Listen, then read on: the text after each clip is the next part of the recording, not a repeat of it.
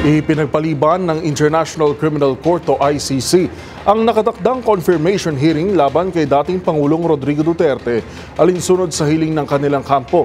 Ayon sa legal counsel ng Duterte, wala sa maayos na kondisyon ng Pangulo na ngayon ay hindi na rin umano makaalala ng mga simpleng bagay. Ang balitang yan sa pagtutok ni Rovic Manuel. Hirap na umanong makaalala ang dating Pangulong Rodrigo Duterte ng mga pangyayari, lugar, oras o petsa at maging ang miyembro ng sariling pamilya. Ito ang inihayag ng kampo ng dating Pangulo sa International Criminal Court o ICC at sinabing hindi na nito kayang dumalo at makilahok sa mga paglilitis sa kanya. Ayon sa defense lawyer ni Duterte na si Nicholas Kaufman, hiniling nito sa ICC ang pagpapaliban ng walang takdang panahon ang mga pagdinig kaugnay ng kaso laban dito.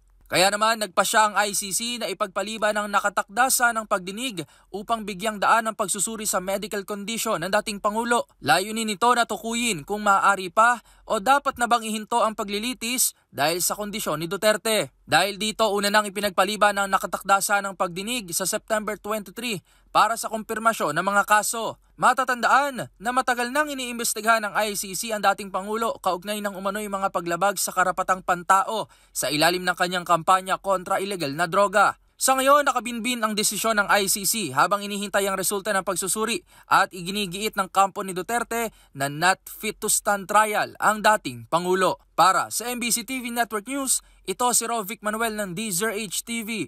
Una sa Pilipinas, una sa Pilipino.